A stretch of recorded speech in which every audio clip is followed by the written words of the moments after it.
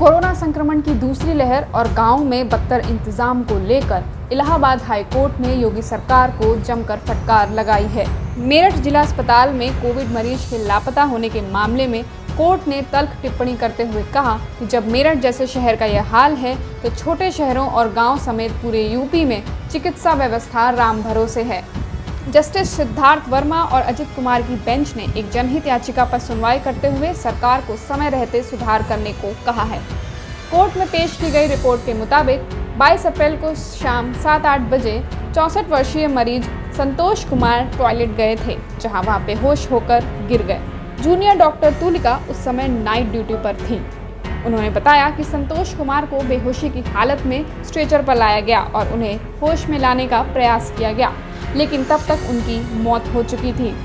Report के मुताबिक team के प्रभारी डॉक्टर अंशु की नाइट ड्यूटी थी, लेकिन वह उस वक्त उपस्थित नहीं थे। सुबह डॉक्टर तनिष्क उत्कर्ष ने शव को उस स्थान से हटवाया, लेकिन व्यक्ति की शिनाख्त के सभी प्रयास व्यर्थ रहे। वह आइसोलेशन वार्ड में उस मरीज की फाइल तक नहीं ढूंढ सके। इस तरह से संतोष की लाश लावारिस मान ली गई और नाइट टीम भी उसकी पहचान नहीं कर सकी, इसलिए शव को पैक कर वहां से हटा दिया गया।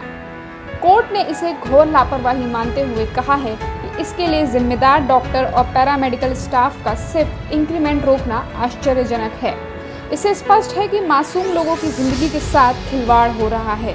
कोर्ट ने कहा कि इसके लिए राज्य सरकार को जिम्मेदार लोगों के खिलाफ सख्त कार्रवाई करने की जरूरत है। इसी के साथ कोर्ट ने गांव की आबादी की जांच बढ़ाने और उसमें सुधार लाने का राज्य सरकार को निर्देश दिया है। इस मामले में अगली सुनवाई 22 मई को होगी। राज्य की चिकित्सा व्यवस्था पर 5 जिलों से पेश की गई रिपोर्ट पर कोर्ट ने कहा, हमें यह कहने में संकोच नहीं है कि शहरी इलाकों में स्वास्थ्य ढांचा बिल्कुल अपर्याप्त है और गांव के सामुदायिक स्वास्थ्य केंद्रों में जीवन रक्षक उपकरणों की एक तरह से कमी है। हेल्थ इंफ्रास्ट्रक्चर बढ़ाने के लिए कोर्ट ने सरकार से यह संभावना तलाशने को कहा है कि सभी नर्सिंग होम के पास प्रत्येक बेड पर ऑक्सीजन की सुविधा होनी चाहिए। कोर्ट ने कहा है कि प्रदेश के 20 बेड वाले सभी नर्सिंग होम में कम से कम 40% बेड आईसीयू हो और इसमें 25% वेंटिलेटर हो। बाकी 25% हाई फ्लो नेसल बाईपाइप का इंतजाम होना चाहिए।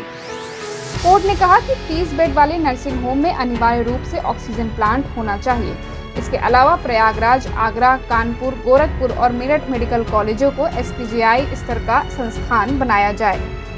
इसी के साथ कोर्ट ने गांव की आबादी की जांच बढ़ाने और उसमें सुधार लाने का राज्य सरकार को निर्देश दिया है। इस मामले में अगली सुनवाई 22 मई को होगी।